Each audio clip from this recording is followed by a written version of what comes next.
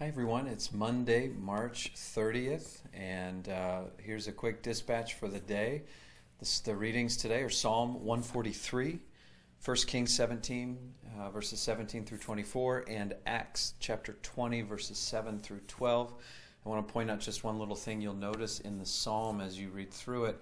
There's a word about halfway through, and it's Selah, S-E-L-A-H. And that is actually an untranslated bit of Hebrew. And the reason it's untranslated is because we have no idea what it means. It might be some kind of mark, musical mark of some kind, because many of these psalms were put to music.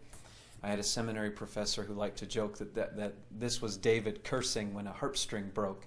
We have no idea what that is, so pay attention to that as you read through the psalm. In 1 Kings, we have a story of Elijah healing, essentially reviving a young boy.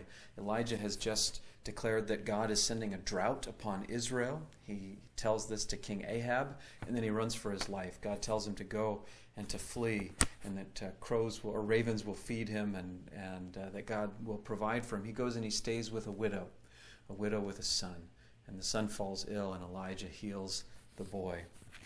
It's an important story in Elijah's story, but it's also significant because it is God working outside of Israel, which is more surprising than it might sound.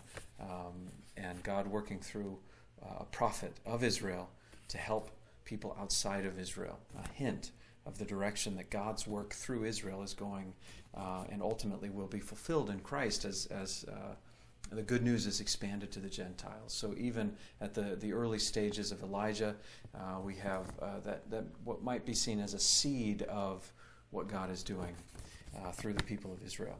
And then finally, Acts chapter 20, another healing story. You could read it as a healing story. I think it's better to read it as a story of the dangers of falling asleep during a sermon. So now you'll have to read that passage to understand what I mean. Quick update, good news to share about Tyler Innes.